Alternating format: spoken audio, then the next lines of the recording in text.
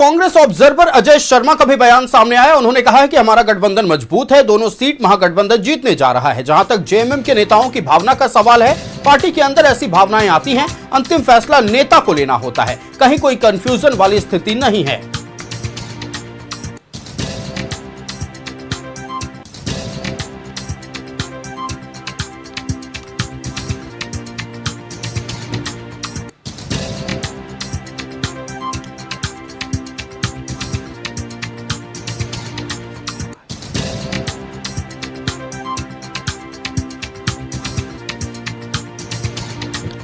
तो देखिए, जो दोनों ऑब्जर्वर बनाकर कांग्रेस की ओर से भेजे गए हैं, सीएम आवास से मुलाकात के बाद निकलने के बाद जो बयान सामने आया, उसमें साफ तौर पर यह पता चल रहा है कि कांग्रेस का बॉडी लैंग्वेज पॉजिटिव है, अच्छी बातचीत हुई है। और इनका भी कहना है, ऑब्जर्वर दोनों ऑब्जर्वर कह रहे हैं कि कहीं कोई मिसअंडरस्टैंडिंग नहीं है, अच्छी गठबंधन है और अच्छे से हम लोग चुनाव लड़ने जा रहे हैं।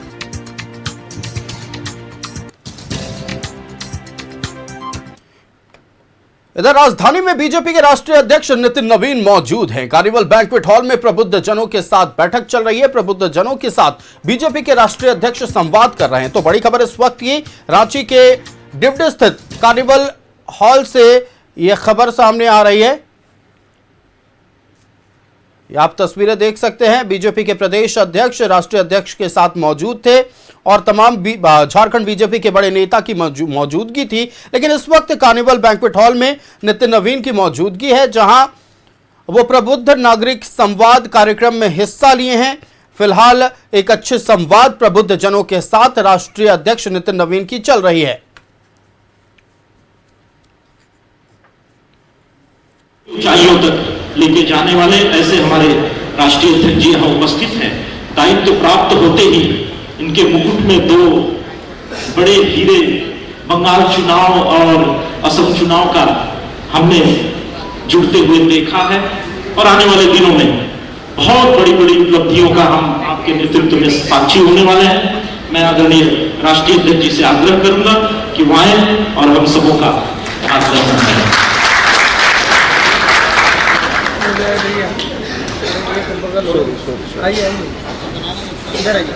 लाइव है सर।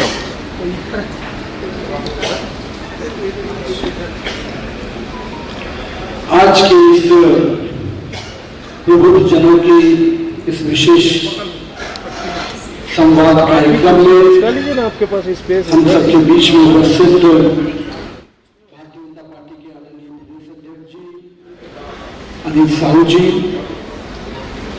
झारखंड प्रदेश के प्रथम मुख्यमंत्री का जिनको गौरव हासिल है, नेता प्रतिपक्ष बाबूलाल मरांडी जी, मंच पर उपस्थित वरिष्ठ चिकित्सक डॉक्टर HP नारायण जी, श्री चंदन मिश्रा जी, श्री पूर्णमय जैन जी, संचालन कर रहे प्रदीप वर्मा जी, हमारे साथ इस सभागार में उपस्थित राज्य के अपने पूर्व मुख्यमंत्री रहे हुए माननीय अर्जुन मुंडा जी,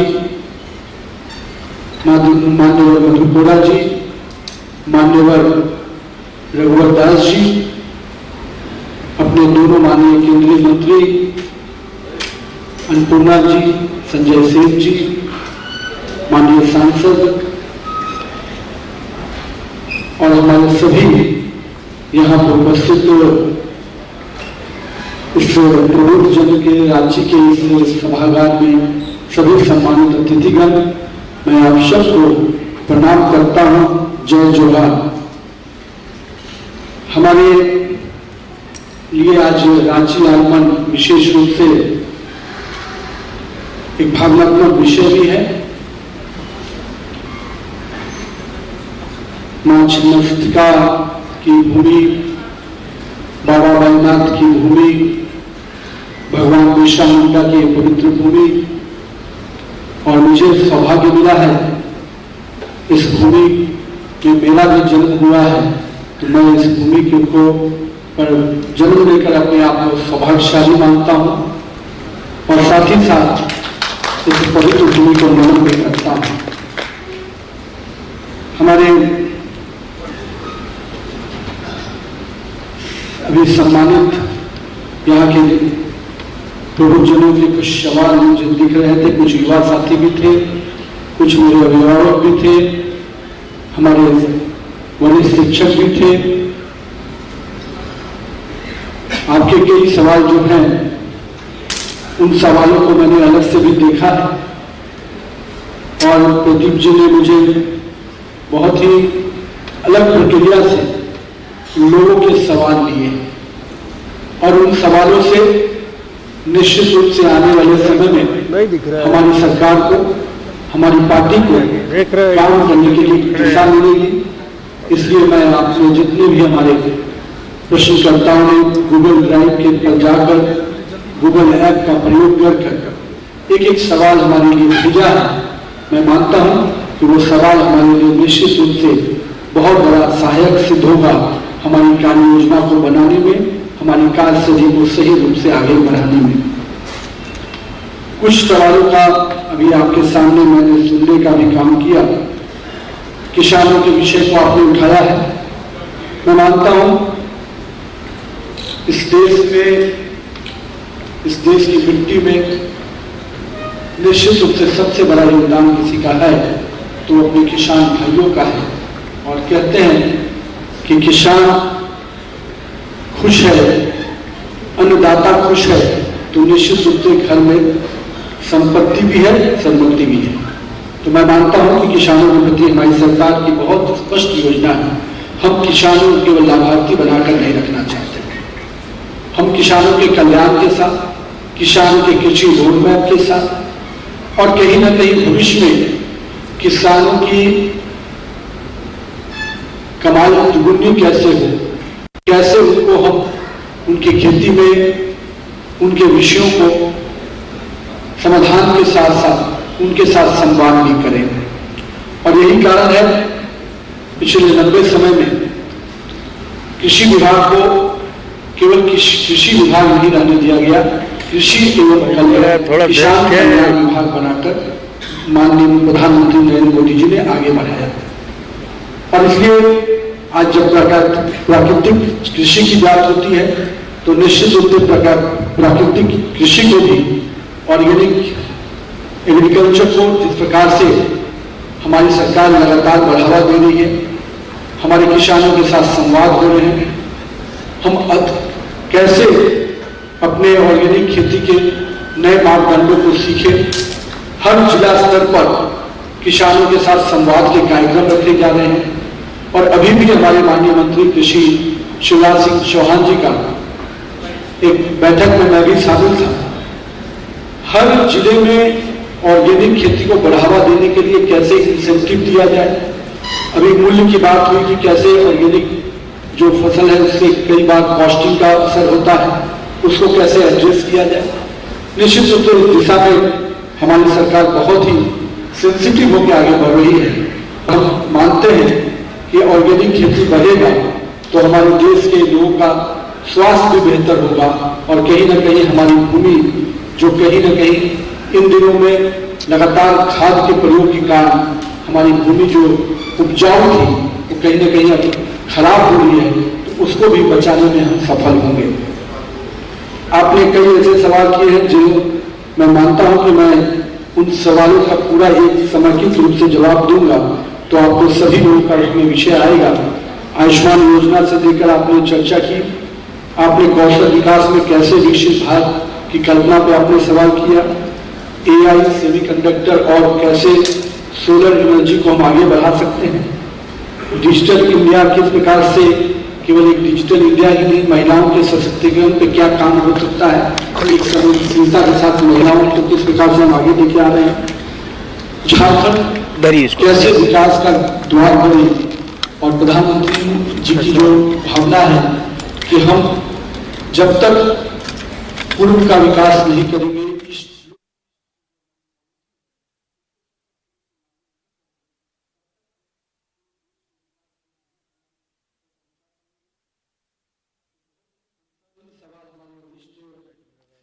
हमारे साथी ने पूछा कि आने वाले 20-25 वर्षों के बाद जब हमारी आबादी युवाओं से अधिक 35% वयस्कों की हो जाएगी, उस समय हम उस ऊर्जा का कैसे सदुपयोग निश्चित रूप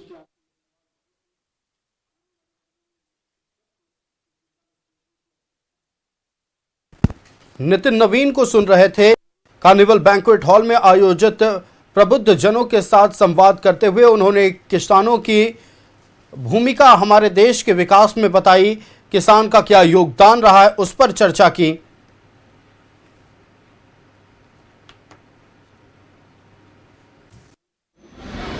और अंतिम सवाल जो आपका मुझे आपके संवाद में सुनने को मिला, जो किस प्रकार से सत्य सनातन मूल्यों के साथ भारत की आध्यात्मिक शक्ति बढ़ सकती है, कहीं न कहीं ये सारे सवाल आज के ये बहुत ही प्रासंगिक है।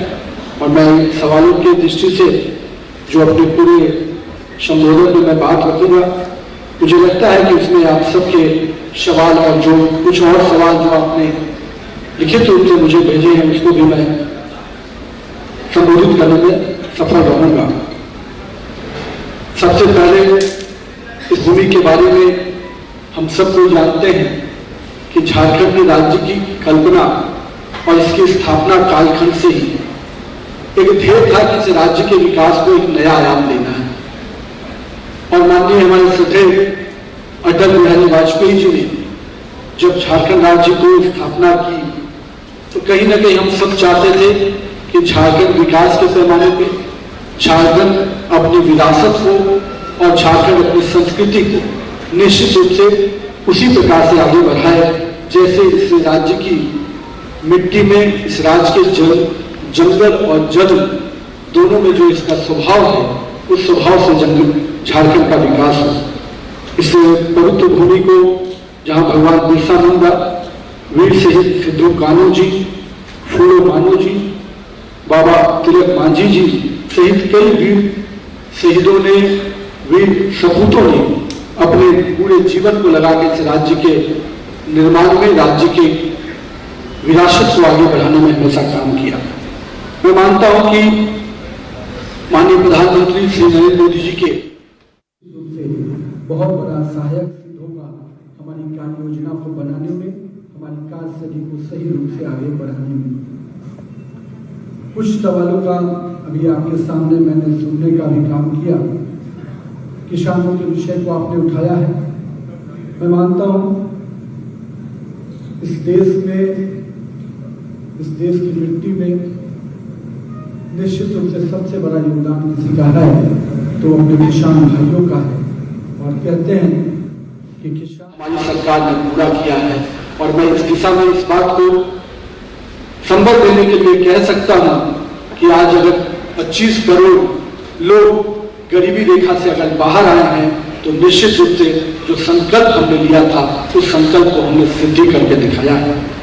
आज 80 करोड़ से अधिक प्रधानमंत्री अन्न योजना के माध्यम से 80 करोड़ परिवारों को अगर 5 किलो अनाज हम घर घर तक पहुंचाते हैं तो हम निश्चित रूप से इस बात की चिंता करते हैं कि मेरा कोई गरीब परिवार कहीं भूखा ना सोए, कहीं कोई गरीब परिवार आगे बढ़ने के लिए कोई खाद्यान्न के रूप में उसको कोई दिक्कत ना आए।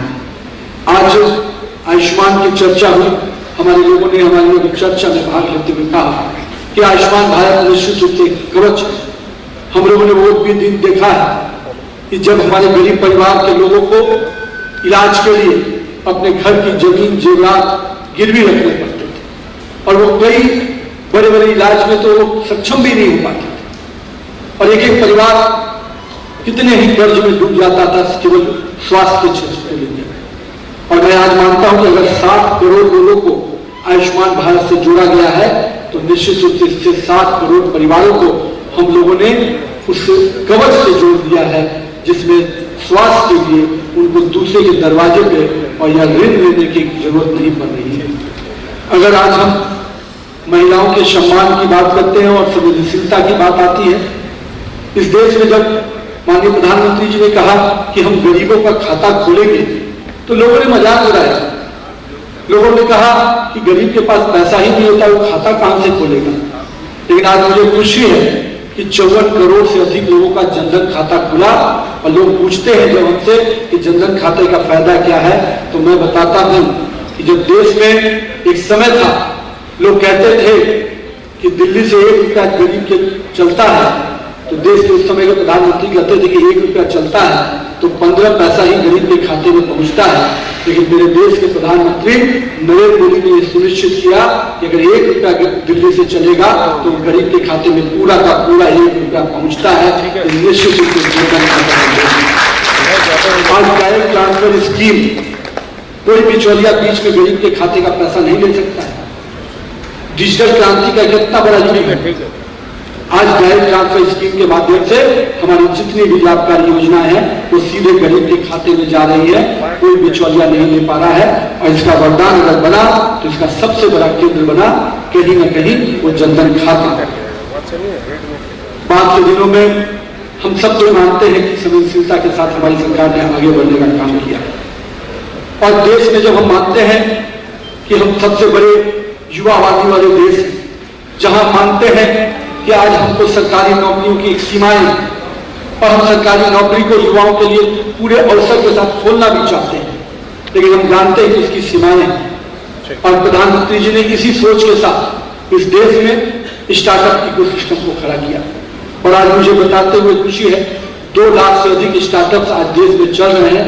ये इस बात का प्रमाण है कि आज की नई पीढ़ी केवल जॉब सीकर्स नहीं, जॉब गिवर्स बनकर उभर रही है और देश के युवाओं को केवल रोजगार पाने वाला नहीं, रोजगार देने वाला बन रहा है।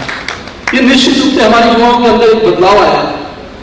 आज अगर हम यूनिकॉर्न की बात करते हैं, 125 से अधिक यूनिकॉर्न इस देश में कार्यरत हैं, तो कहीं न कहीं हमारे युवाओं के कौशल को दिखाते हैं, हमारे युवाओं की उद्यमिता को दिखाते हैं कि किस प्रकार भारत का युवा अपनी उद्यमिता के बल पर आगे बढ़ रहा है और देश के लिए नेतृत्व कर रहा है। स्टार्टअप योजना हो या मुद्रा योजना हो, आज मुद्रा योजना के अंतर्गत जब ऋण लेने की बात आती है तो हमारे युवाओं को वो कैप्शन के साथ आगे बढ़ने का प्रयास किया जाता है कि हम अधिक से अधिक युवाओं को मुद्रा ऋण से जोड़े।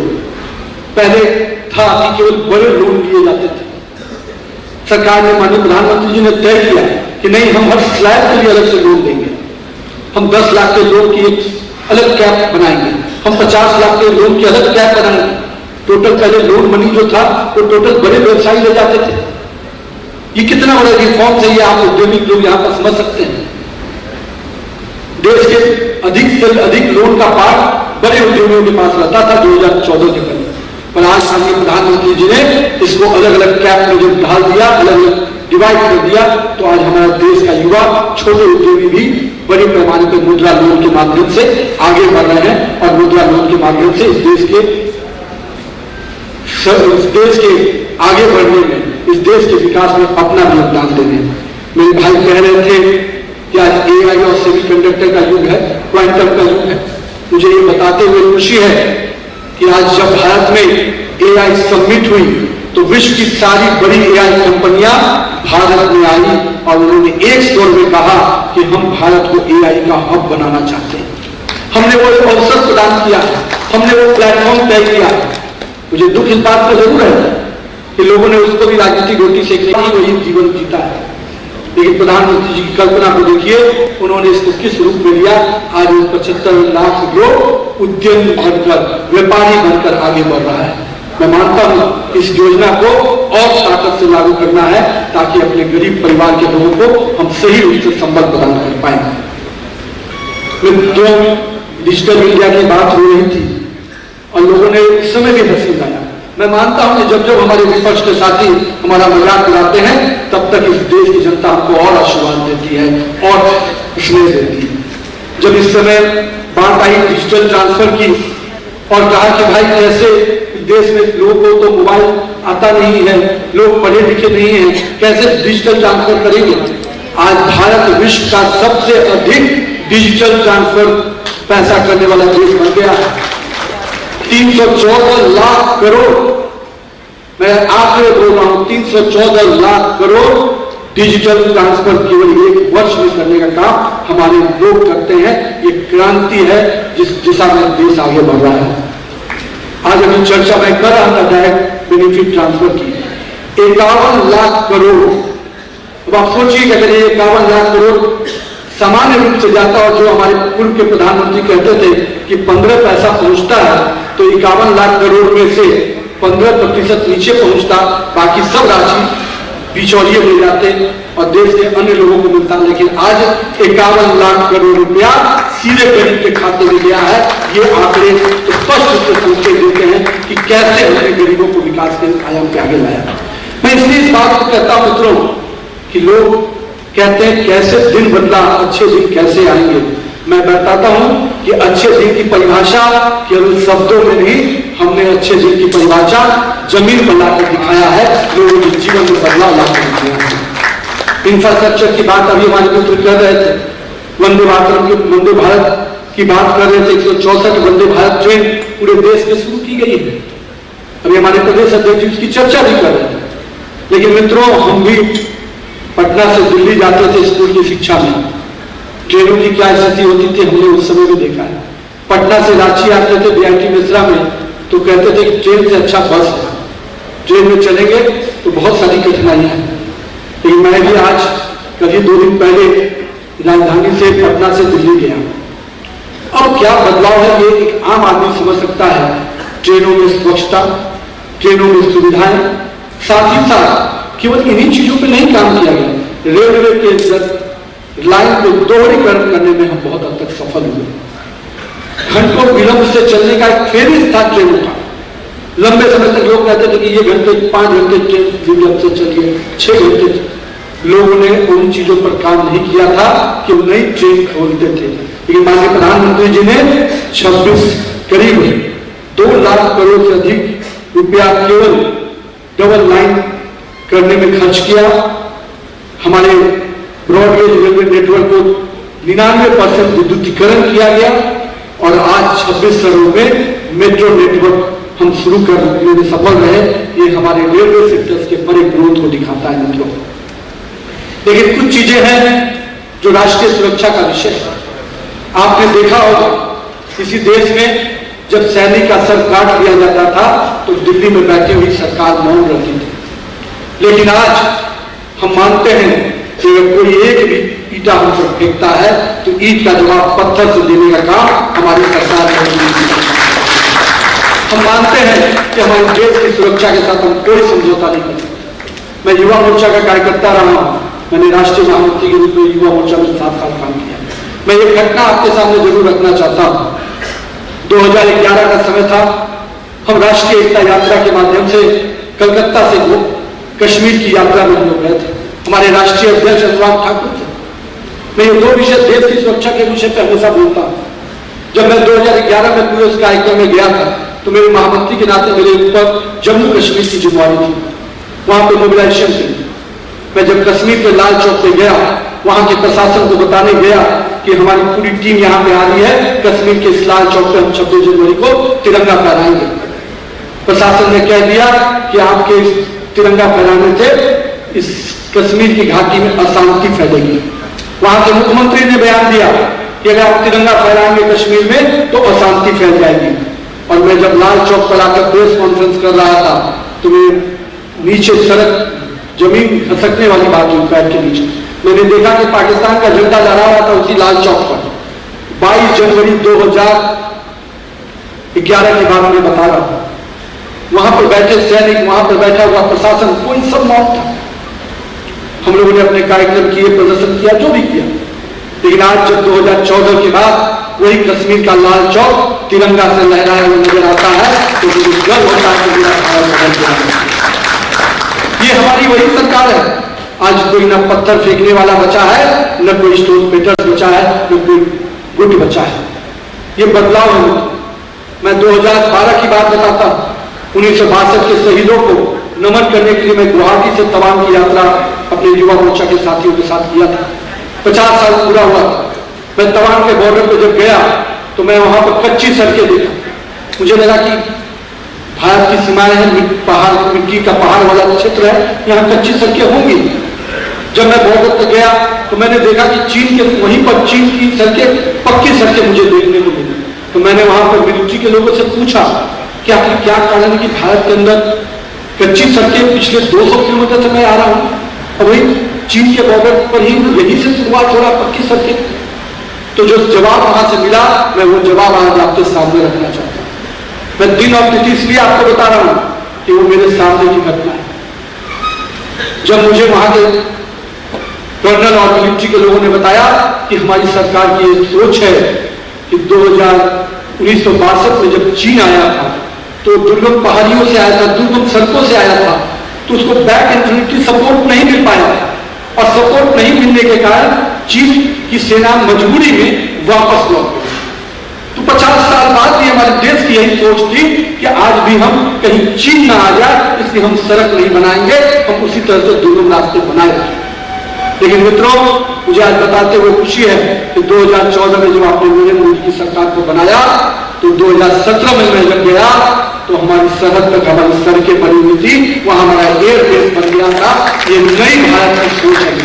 नरेंद्र मोदी के नेतृत्व वाली भारत की सोच है कि हम विदेश की कोई भी ताकत हो, हम अपने देश की सुरक्षा के साथ कोई समझौता नहीं कर सकते, हम सैनिकों का मनोबल गिराकर कोई काम नहीं कर सकते।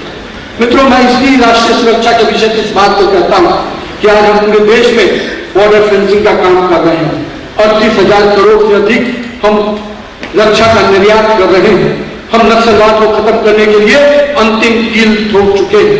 हम मानते हैं कि नक्सलवाद की जड़ें इसी झारखंड में भी बहुत प्रबल रूप से मजबूत थी, पर हमारे गृह मंत्री, हमारे प्रधानमंत्री जी ने संकल्प लिया था कि हम नक्सलवाद को 31 मार्च 2026 तक खत्म करेंगे और आज मैं छत्तीसगढ़ का लंबे समय तक प्रभारी रहा हूं।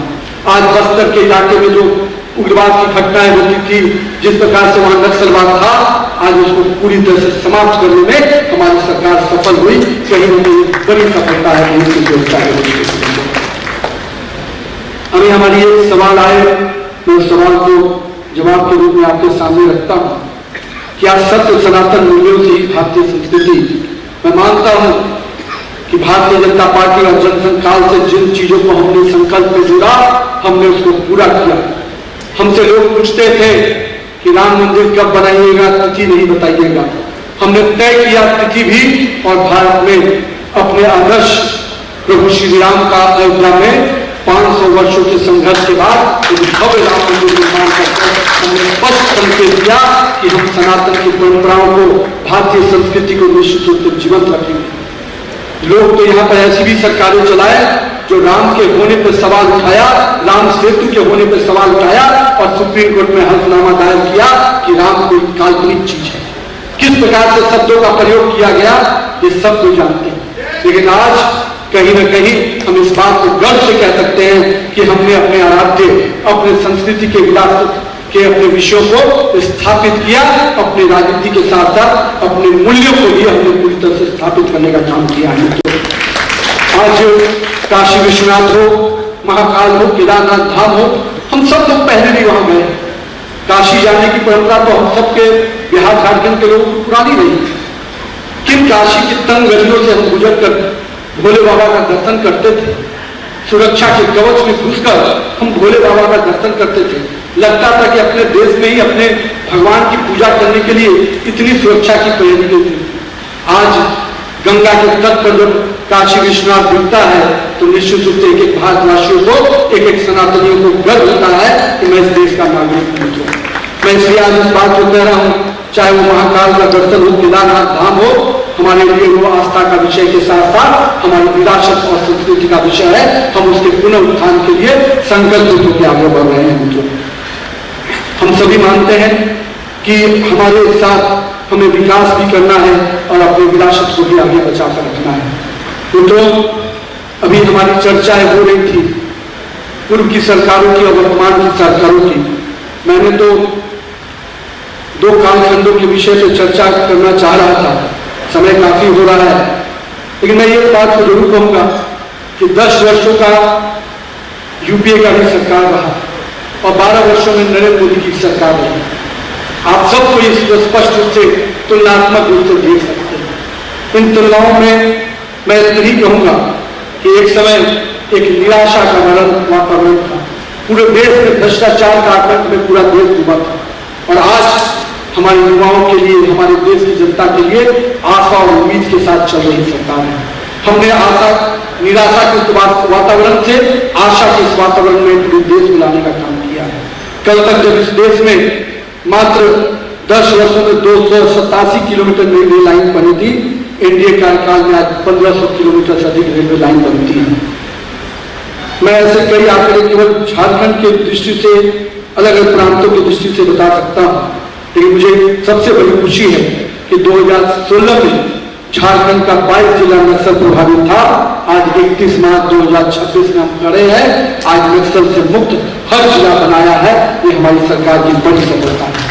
तो मानता हूं पिछले 10 वर्षों में हमारे लोगों ने पूछा कि कैसे इंजीनियरिंग और मेडिकल कॉलेज में हमारे चिकित्सक का अनुपात पूछा गया कि कितने चिकित्सक कैसे बढ़ेंगे और कैसे इसका अनुपात सही रूप से हो पाएगा। मैं मानता हूं आपके सवाल में बहुत गंभीरता है और मैं इसलिए मानता हूं कि आज देश में कल तक केवल 7 एम्स थे, आज 21 से अधिक एम्स बने। आज हजारों की संख्या में मेडिकल कॉलेज बन रहे हैं। आज कई यूनिवर्सिटियों का स्थापना हो रहा है। कहीं न कहीं हर जिले में इंजीनियरिंग कॉलेज खोलने की कल्पना पे हम आगे बढ़ रहे हैं। इसी राज्य में एक भी एम्स नहीं था, आज झारखंड का अपना एक एम्स देवघर में, IIT Ranchi, IIT ISM Dhanbad, ये सब बड़े केंद्र के रूप में उभर रहे हैं। ये झारखंड तो वो भूमि है जो पहले से शिक्षा के लिए जाना जाता था, जहाँ बड़े बड़े संस्थाएं थी, जहाँ शिक्षा के लिए देश भर से लोग आते थे। उसके पुराने इतिहास को फिर से और मजबूत करने का काम हमारी सरकार करेगी। और आज उस दिशा में जब केवल 2014 में झारखंड में केवल 7 एकलव्य विद्यालय था, आज 91 से अधिक एकलव्य मॉडल आवासीय विद्यालय बनकर तैयार हो गया है। कहीं न कहीं दिखाता है कि अब हमारे पास केवल एक नेतराहट नहीं, केवल कुछ ही नवोदय विद्यालय नहीं, हमारे पास ऐसे एकलव्य विद्यालय हैं जो झारखंड के युवाओं को, झारखंड के छात्रों को उनके अपने भविष्य संवारने के लिए, निर्माण करने की दिशा में बहुत सशक्त रूप से आगे बढ़ रहे हैं। मैं आज आप सबके बीच में अटल बिहारी वाजपेयी जी के सपनों का झारखंड हमें बनाना है।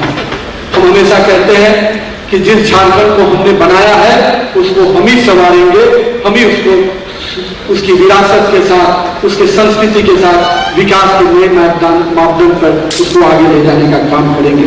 मित्रों, आज के समय में एक ऐसी परिस्थिति भी है जिसकी ओर आप सबका ध्यान मैं ले जाना चाहता हूं। आज का युवा निश्चित रूप से, आज का युवा देश के निर्माण के लिए काम करना चाहिए, अपने भविष्य को सुरक्षित रखने के लिए काम करना चाहिए। लेकिन कुछ लोगों ने इस देश के युवाओं को एंटी एस्टेब्लिशमेंट नाम दे दिया।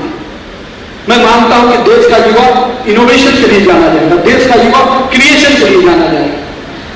पड़ोसी देशों के मुल्क में एक एंटी एस्टेब्लिशमेंट वर्क चल पड़ा है। वो एंटी एस्टेब्लिशमेंट वर्क कभी भारत के युवाओं के लिए नहीं हो सकता है। भारत का युवा निर्माण करने के लिए जानता है, भारत का युवा अनुशासन के साथ देश के निर्माण के लिए काम करेगा। आज अगर मैं कहता हूं कि 2 लाख स्टार्टअप बने, आज हमारे इतने मेडिकल कॉलेज, इंजीनियरिंग कॉलेज बन रहे हैं, हमारे इतने चिकित्सक निकल रहे हैं, हम यूनिकॉर्न की दिशा में आगे बढ़ रहे हैं, हम IT का हब बनाना चाहते हैं, तो ये कहीं ना कहीं देश के युवाओं का पुरुषार्थ है, उसके बल पर ये काम करने के लिए आगे बढ़ रहे हैं। इसलिए मैं कहता हूं कि जो लोग इस देश के युवाओं को निगेटिव पॉलिटिक्स के लिए ले जाना चाहते हैं, मैं उनको चेतावनी देता हूं कि भारत का युवा पॉजिटिव पॉलिटिक्स करेगा। हम लोकतंत्र के आधार पर निश्चित रूप से हर प्रकार का विरोध करेंगे, पर लोकतंत्र के मापदंड को खत्म नहीं करने देंगे। कुछ लोग विदेश से बैठकर, विदेश की जमीन पर बैठकर ये सोच लेते हैं कि हम भारत के युवाओं को दिशा दे देंगे। भारत का युवा किसान के साथ चौपाल में रहता है, किसान गांव के पगडंडियों में रहता है, हमारे कोचिंग इंस्टीट्यूट में रहता है, हमारे कॉलेज के कैंपस में रहता है। भारत का युवा दिल्ली में बैठकर चंद लोगों की मुट्ठी से कठपुतली बनकर आगे नहीं बढ़ने वाला है। आज बहुत बड़ा मैसेज मिला है देश के लोगों को। डिजिटल का उपयोग सकारात्मक रूप से हो सकता है, डिजिटल का उपयोग देश और युवाओं के निर्माण के लिए हो सकता है, डिजिटल का उपयोग देश की युवा क्रांति को निगेटिव दिशा में ले जाने के लिए होगा। ऐसा कभी नहीं हो पाएगा। इसलिए मैं कहता हूं पूरे देश के युवाओं, आप सबको जागने की आवश्यकता है। हम 2047 का अगर विकसित भारत बनाना चाहते हैं तो हम सबको अपने कालखंड का पुरुषार्थ करना पड़ेगा। मैं हमेशा मानता हूं कि चाहे राजनीति हो, चाहे अपना व्यक्तिगत जीवन हो, कभी भी शॉर्टकट में मत बिलीव कीजिएगा। कोई भी जीवन शॉर्टकट में आपको आपके मंजिल तक नहीं पहुंचा सकता है। तत्काल सुख मिल सकता है, लेकिन परिणाम हमेशा दुखद होगा। इसलिए आइए अपने जीवन को उस क्रिकेट के पिच की तरह समझे जिसमें समय बिताना होता है, और जितना क्रिकेट के पिच पे समय बिताइएगा उतना अधिक आप सफल होइएगा। मैं आप सबको आज के दिन आप सबको शुभकामना देता हूं। रांची मेरी जन्मस्थली है। मैं निश्चित रूप से झारखंड के विकास के प्रति मैं खुद भी संकल्पित हूं, और मैं आने वाले समय में यह भी सुनिश्चित करूंगा कि हमारी सरकार झारखंड के विकास के लिए, झारखंड के लोगों के जीवन में उत्थान के लिए संकल्पित होकर आगे बढ़े। बहुत बहुत धन्यवाद। जय हिंद, जय झारखंड, जय Jawahar.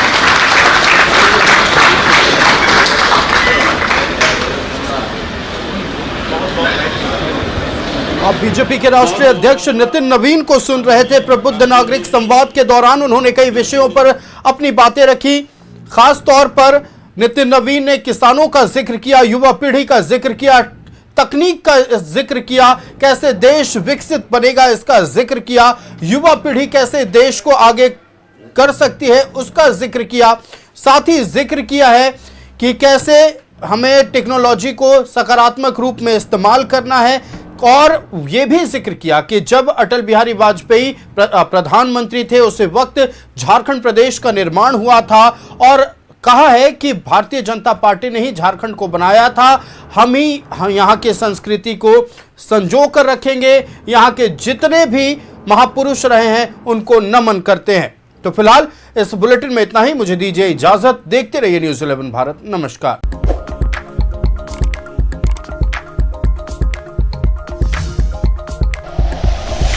Like and share videos, subscribe करें हमारा चैनल और प्रेस करें बेल आइकॉन। न्यूज़ 11 भारत, सच है तो दिखेगा।